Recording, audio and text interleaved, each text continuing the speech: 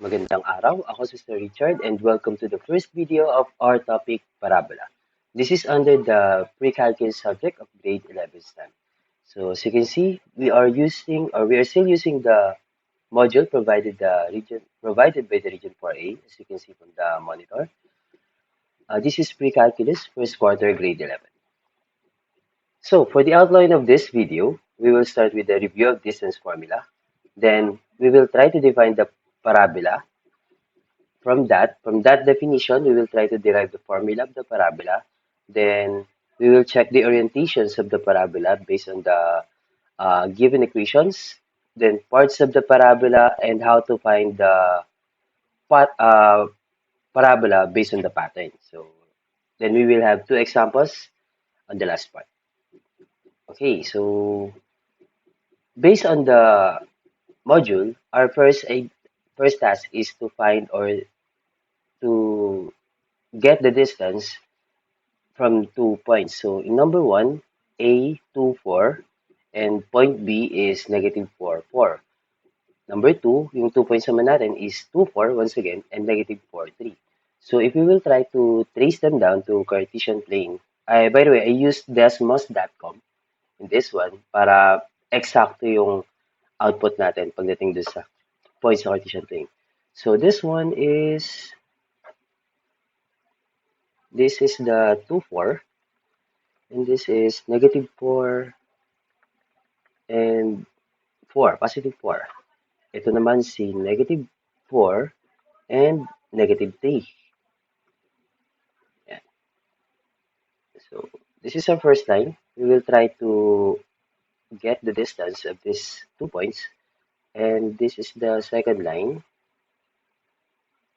Kukunin din natin distance niya. Okay, so by the way, ano yung distance formula? Distance is equals to square root of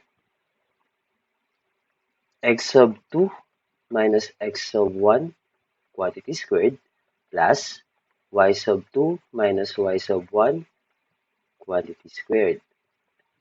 Okay, regardless naman kung alin yung first point or second point ninyo, that will represent the 2 and 1. Pero since distance to, wala naman tayo magiging negative na value.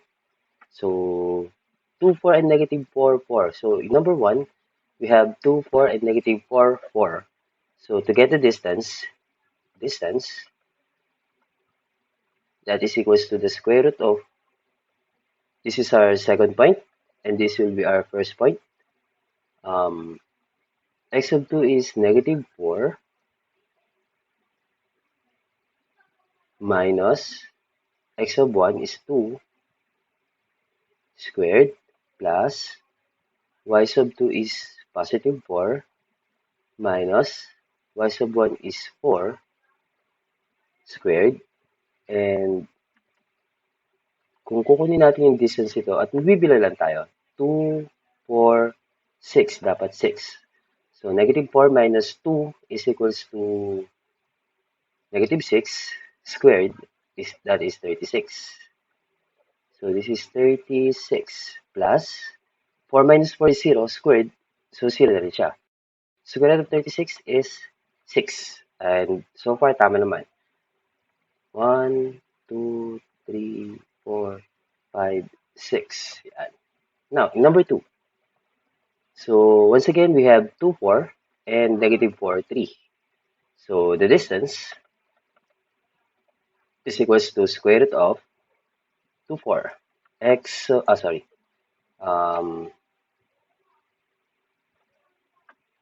Palitan ko lang.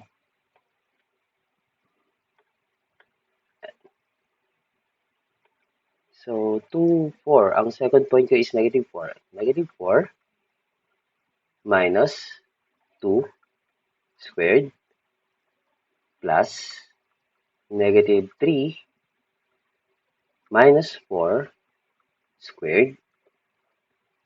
And that will give us negative 6 squared. Square root yan. Plus negative 4 and negative 3, negative 4 is negative 7. Then negative 7 muna. Negative 7 squared. So that will give us 36 plus 49. And this is square root of 85. Ayan. So please check kung tama yung naging sagot ko. Kaya, so square root of 85. May factor ba siya? 25, parang hindi aabot. Okay. So square root of 85. Okay, so for the definition, parabola is locus of points such that the distance from a point to a focus is equal to the distance from the same point and the directrix. So ito yung parabola natin. Ito, itong pulang to. Yan, mula dito hanggang dito. Now, a locus of points such that the distance from a point to a focus is equal to the distance from the same point and the directrix. Ito yung focus natin. So, nag-assume siya na ito yung point natin. Kaya ang distance nito is equal daw sa distance nito hanggang directrix. This is the directrix. Yan. So, kung proper yung parabola natin, dapat equal to at ito. Okay, so let's try to derive the formula base doon. Since meron akong P dito, gamitin ko na lang itong point P, gawin na lang natin itong point E para hindi masyado nakakalito. Okay, so from F to E, line segment F to E, ang x sub 1 natin ay 0, ang y sub 1 ay P. X sub 2, ito naman, is x. And y sub 2, this is x, is equals to y. For the point DE, line segment DE rather, so x sub 1 is still x, and y sub 1 is equals to negative p. Negative p kasi ang distance nito papunta dito is p, tapos ang distance nito papunta dito is another p. Ito, sorry. Ito siya.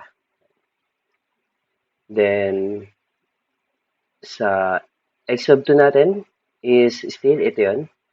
So, x sub 2 is x and y sub 2 is y. Yan. Okay, so sabi doon, ang distance nito papunta dito is equal sa distance nito papunta dito. So, derive natin. Square root of, we will still be using the distance formula. Square root of x sub 2 minus x sub 2 minus x sub 1 plus y sub 2 minus y sub 1. So, x minus 0 squared plus y minus p squared is equals to, again ulit, point D, line segment D naman tayo, is equals to x minus x quantity squared plus y minus, may negative dito, minus negative p, y minus negative p, yan, ganyan muna natin susulat, squared. Okay, yan. So, simplify natin. Square natin both sides para ma-eliminate si radical sign. Kaya matitira sa atin is ito. Start ako dito. X minus 0 is x pa rin. So, x squared plus y minus p quantity squared is equals to x minus x squared, that is 0 squared, plus y plus p squared. Okay, so simplify ko to or elaborate ko to. X squared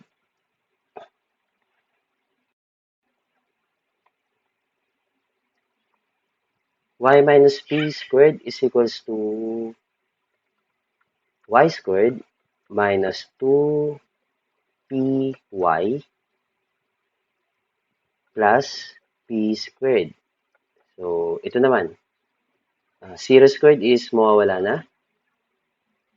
Y squared plus 2py plus p squared. By the way, dito is square of binomial a plus b tsaka a minus b squared. So, that is equals to a plus b times a plus b. Ganun din dito sa may subtraction. Siningit ko lang. So, a squared, a times a is a squared, a times b is ab, b times a is another ab. Ulit natin, a times a is a squared, a times b is ab. B times a is another ab, it is ba, pero pwede rin man ab plus ab. Plus, b times b is b squared. Pagsamahin natin to, a squared plus 2ab plus b squared. At yun yung pinanggalingan nito na kamukha rin ito. Although nagkataon kasi subtraction to. Okay, so simplify na natin. I have here x squared. Then, lipat na natin lahat sa kabila. Total, y at saka py ang meron tayo. So, x squared is equals to, this will become negative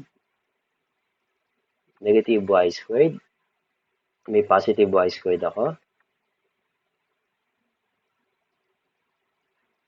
Isa-isayin ka na lang para hindi masyado nakakalito.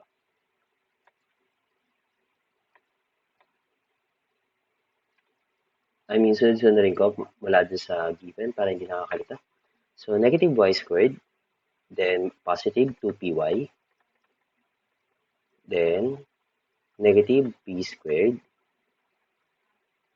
So, ito is y squared plus 2py plus p squared. So, negative y squared and negative y squared, tanggal. Positive 2py, positive 2py. Baba ko siya. 4py. Negative p squared, positive p squared, tanggal din. Okay, so, ang formula na meron tayo mula dun sa given na definition is x squared is equals to 4py. Therefore, the standard form of the equation of the parabola opens upward. This opens upward, yan, as you can see, whose vertex is at the origin is x squared plus x squared is equals to 4py. Ang vertex pala natin or ang center natin is nasa origin. Center. Siyempre, magbabago yung pinaka-formula natin once na magbago to. Ang basis naman doon is ano yung kasama ni x at ano yung kasama ni y para dun sa coordinates natin ng center.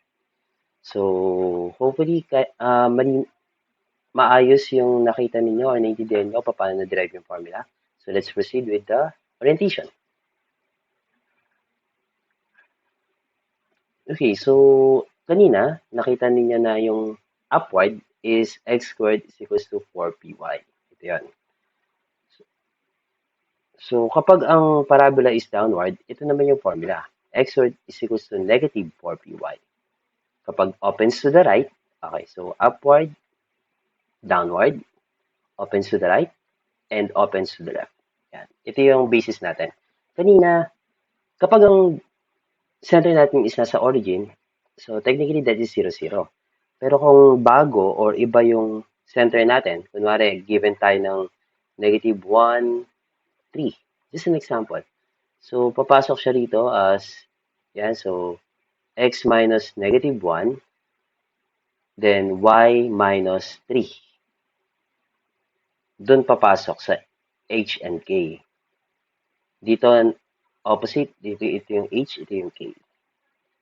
Okay, so, may examples naman tayo later on.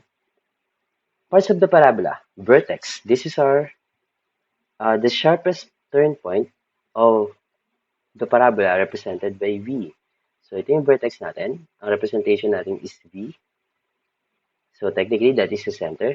Right now, nasa 0, 0 tayo. Sharpest point. So, doon siya nag-meet yung dalawang line na to. Then, focus. A point which is used to determine or define the parabola.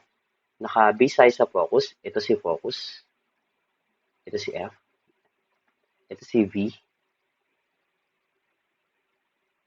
The distance of focus to the vertex is always determined by P. So, ang distance daw nito is P. Yun yung nasa formula natin na x squared is equals to 4py at kung ano man yung setup, yun yung value ng P. At ito is another value of P. So, latus rectum to muna tayo. A line passing through the focus, perpendicular to the axis of symmetry. Ito yung tinutukoy na axis of symmetry. Ito. And it has two endpoints. The distance of endpoints of latus rectum is always determined by 4p. So, kung ito ay p, ito, ang distance niya, ito naman is 2p. So, technically, yun yung 4p na tinutukoy. 2p plus 2p is 4p. A line that divides the parabola in half, that is the axis of symmetry. So, yung humati sa kanya, axis of symmetry, and ito yun. So, nasan daw siya? Right now, nasa x is equals to 0, ang axis of symmetry ng example na to. Directrix, a line perpendicular to the axis of symmetry represented by D. So, perpendicular siya. So, ito yung symmetry natin, axis of symmetry, perpendicular. At ang distance niya is determined from mula dito hanggang vertex, mula F to the vertex or the V is P. So, mula doon sa V na yun, pababa ulit tayo or depende kung nasa yung location. Opposite na yung direction ng, kung ang direction ng F is papunta rito, ang directrix is papunta sa opposite at another P yung distance niya. Okay, so parts in finding the parts of parabola. Kung iisa-isay natin to medyo nakakalito. Pero siguro mag-base tayo dun sa sinabi kong mga parts kanina. Doon natin isa-isayin. So kanina nga sabi, yung endpoint ng latus rectum is 2p. Ito yun. Then 2p. So sa opposite side, ganun din dito. So ito yung sa upward. Gamitin nyo na lang to pag-check ng sagot kapag nakuha nyo na based sa computation. So, pag upward ito, pag downward, ito naman. Then, opens to the right, ito, and opens to the left. Okay, so another graph that I grabbed from Desmos, or I created from Desmos. This is opens upward. So, ang upward natin is x squared is equals to 4py. Mula doon, ano yung value ng ito yung standard form ng upward parabola. Ang ginawa ko, nag-create ako ng simpleng equation at ito yung nilagay ko. X squared is equals to 32y.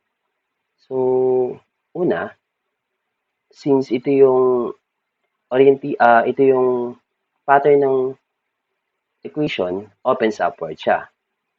Yan.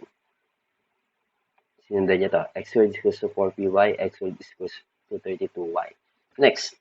So, number 1, try to check the orientation. If you were given the equation, try to determine the equation.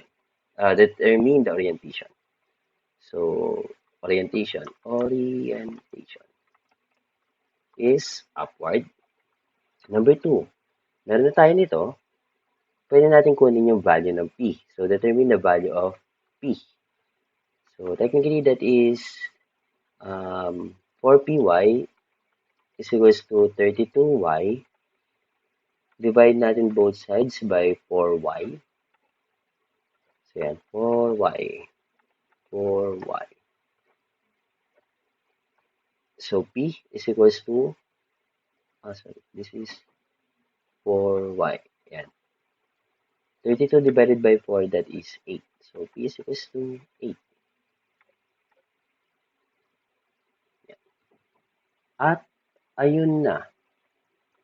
Number 3, we can find the LR.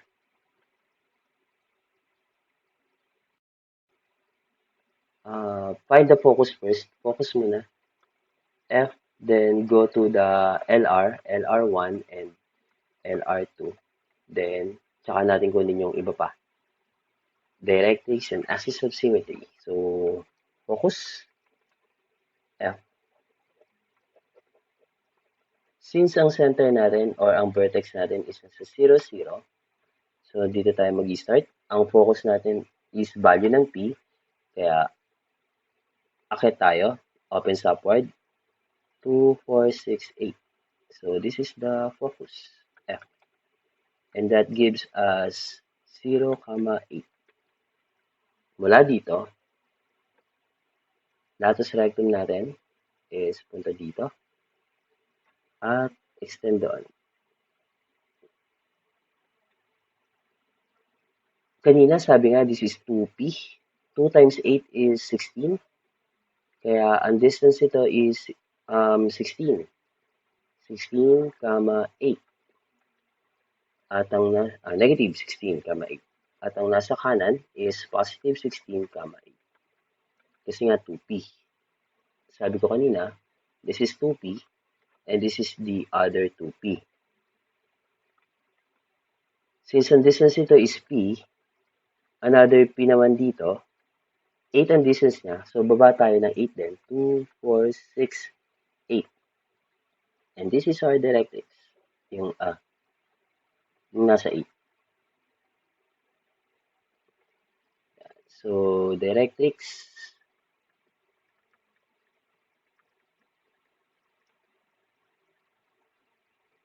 is equals to y is equals to negative 8. Axis of symmetry is equals to 0. And yan na. So, negative 16, 8, and positive 16, 8. Yan. So, once you have the formula or the equation, madali nyo na lang matitrace yung actual parabola. By the way, try nyo na lang i-check dun sa pattern, opens upward, kung tama. So, 0P ang focus natin, which is, ito nga, 0, 8. 8 ang P. Ang nakalagay doon ay negative 2P, so negative 16, 8. Then, positive 16, 8. Ang P natin is 8, so negative 8. At ang X natin is 0 or axis of symmetry.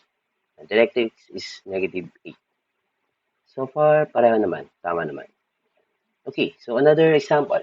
This one opens to the right at ang pattern natin is y squared is equals to 4px. Okay, so y squared 4px, value ng p natin, 28x is equals to 4px. Same idea, 4x. Divide natin both sides para matira si p. So p is equals to 7. Ibig sabihin, nasa 7 daw. 2, 4, 6, 8. Ito yung 8. So, ito yung focus natin, F. Kaya, nasaan tayo? X-axis is 7, y-axis is 0. Trace natin pataas. Trace natin din pababa. So, assumption, this is LR1, latus rectum 1. And 2P daw siya. Kaya, ang X natin is 7. So, angat ako doon, kaya 7 pa rin, 14. So, 2, 4, yan, sakto. Dito rin, LR2 natin is 7, still, negative 14. Trace natin, this is the, ang vertex natin is 0, 0, or technically the center. Tapos, kung ito yung P, ang directrix natin is nandun, nasa opposite side. So, 2, 4, 6, ito yung 7. Ito yung directrix natin.